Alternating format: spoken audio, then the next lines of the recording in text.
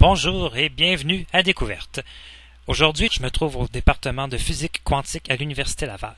Cette science, en pleine ébullition, est devenue au cours des 2 dernières années le sujet de conversation. Ça m'inquiète.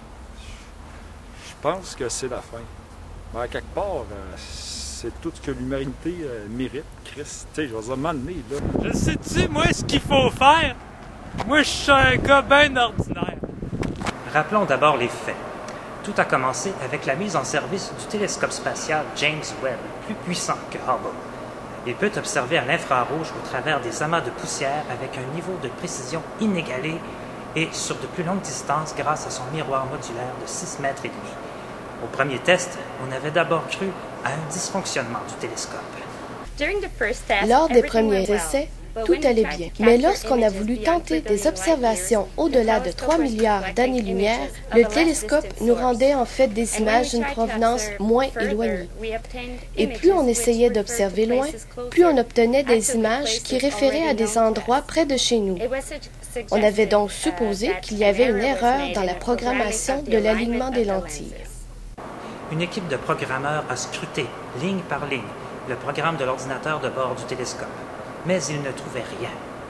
Après bien d'autres tests infructueux, ils ont exploré une hypothèse audacieuse. On a commencé à se dire, peut-être le télescope observe bel et bien au-delà de 3 milliards d'années-lumière, mais qu'il observe un environnement identique à ce qui se trouve en deçà de cette limite. L'hypothèse de l'univers symétrique est née. La carte de l'univers ressemblerait à un immense disque avec 2 moitiés identiques. Évidemment, une telle idée faisait de nombreux sceptiques. Les idées de l'époque nous préparaient mal à un tel concept. À l'époque, il était largement reconnu en physique quantique que le hasard existait. Quand une particule entre en collision avec une autre particule, on pensait qu'il était impossible de prédire avec exactitude leur nouvelle trajectoire, ce qu'il existait toujours une marge d'erreur. C'est ce que nous appelions le principe d'incertitude. Or, dans un univers symétrique, si une collision produit des trajectoires X d'un côté, de l'autre côté, les trajectoires doivent nécessairement être identiques. Tout ceci nous amenait à une question. Est-ce que le hasard existe? Il fallait aussi comprendre comment l'univers pouvait naître, être et demeurer symétrique. Plusieurs théories ont été avancées, mais une en particulier a gagné la reconnaissance des scientifiques, c'est la théorie du flocon de neige. Un flocon de neige est toujours symétrique. Jusqu'à récemment, on comprenait mal pourquoi. Mais on a découvert qu'avant de devenir flocon, la mèche primordiale de neige découle d'un agencement moléculaire lui-même symétrique. La condensation de la vapeur d'eau dans le ciel se traduit par des atomes polymoléculaires en forme de triangles réguliers, s'emboîtant les unes sur les autres pour prendre une forme hexagonale. Les molécules supplémentaires qui s'agglutinent au flocon conservent la symétrie par le rayonnement électromagnétique ambiant qui agit sur les molécules comme une force de redistribution uniforme. La symétrie de l'univers s'expliquerait d'une façon similaire. Selon la théorie du flocon de neige, avant le Big Bang, l'univers aurait été formé d'une singularité quantique à agencement moléculaire symétrique. L'uniformité de la masse volumique et de la force gravitationnelle qui s'équilibraient parfaitement expliquerait cette théorie. Donc, comme un flocon de neige, la particule primordiale de l'univers fut symétrique. Mais comment évolue-t-il en demeurant symétrique? Le flocon de neige a besoin du champ électromagnétique terrestre pour le demeurer. Or, y a-t-il un tel champ électromagnétique à l'échelle de l'univers? Oui, c'est la constante cosmologique ou ce que l'on appelle aussi le rayonnement fossile.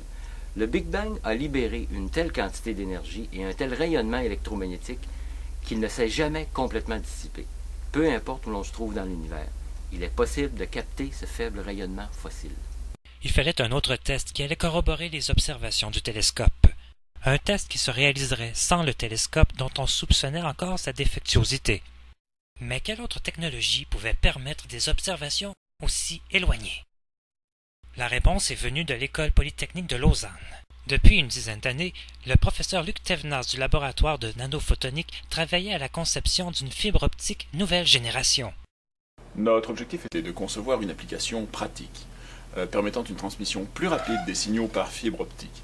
À la suite de nos expériences, nous avons découvert que la lumière pouvait voyager à une vélocité 30 000 fois supérieure dans une fibre optique, dont les atomes sont excités par un faisceau laser.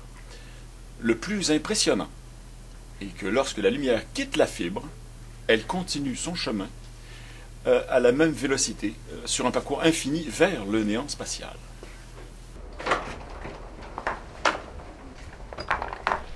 Cet appareil ne sert pas à l'observation spatiale. Il peut cependant servir à communiquer sur de longues distances, jusqu'à l'autre bout de l'univers. C'est alors que le professeur Thévenaz fut le premier à supposer l'existence de notre sosie. Forcément, nous avons tous un sosie. Considérant que l'univers est symétrique, il doit nécessairement exister, de l'autre côté, une planète comme la nôtre, avec des gens comme nous, raisonnant comme nous. Sinon, ça ne serait pas une véritable symétrie. C'est pourquoi, en dirigeant un signal en direction de notre sosie, nous devrions recevoir simultanément le même signal, puisque eux, théoriquement, ils y ont passé en même temps que nous. L'équipe de Thévenaz, avec la collaboration d'astrophysiciens, détermine le site d'où émettre les signaux, de même que les coordonnées de destination. Thévenaz a choisi de transmettre un flux vidéo en format MPEG à l'aide de cette webcam affectueusement surnommée la Spacecam. C'est le jour J. Tout est en place. Il ne reste plus qu'à tester le dispositif. Ouais! Oh putain, c'est à se péter la tête sur le mur! Les résultats sont exactement ceux attendus. Pour chaque signal émis, un signal similaire est reçu en provenance de l'autre côté de l'univers. Dans la communauté scientifique, la nouvelle a l'effet d'une bombe et défraie les manchettes partout dans le monde. L'image que vous voyez à l'écran n'est pas le retour d'image d'une simple webcam. Ceci est son sosie à l'autre bout de l'univers. Vous ne le verrez jamais faire un geste différent. Vous ne le verrez jamais répondre à une boutade de notre part. Il agit comme un miroir. Autrement, la symétrie serait brisée. Pour Thévenaz et son équipe, c'est une grande victoire, mais c'est aussi la victoire de Michel Brassard qui voit sa théorie de la symétrie confirmée. Cependant... Moi, j'étais un gars ben ordinaire. Salut, Joe! Salut! Ah mon Dieu, mais il a brisé la symétrie! L'inconcevable est ainsi arrivé. En théorie, pour la première fois de l'histoire de l'univers, une unité et son image ont réussi une rétroaction.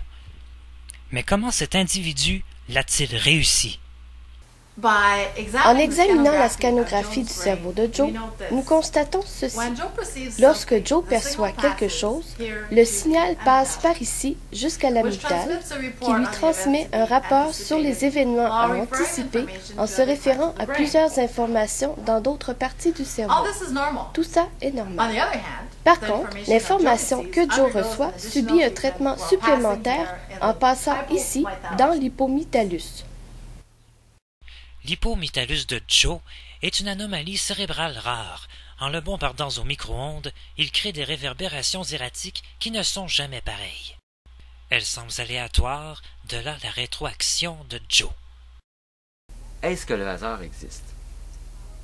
Joe nous a probablement montré que oui, mais ce ne serait pas du tout comme ce que l'on pensait. Il nous faut repenser nos modèles de réaction quantique à un système référentiel. Que cela change-t-il que la symétrie soit brisée?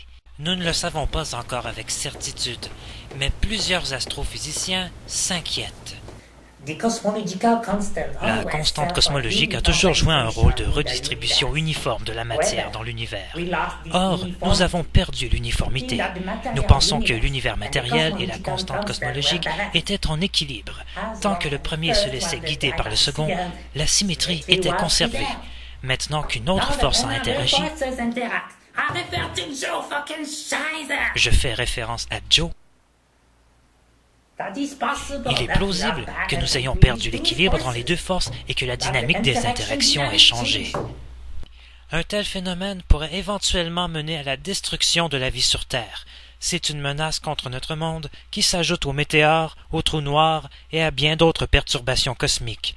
Bien malgré lui, Joe nous rappelle que l'histoire de l'humanité est bien éphémère comparée à celle de l'univers.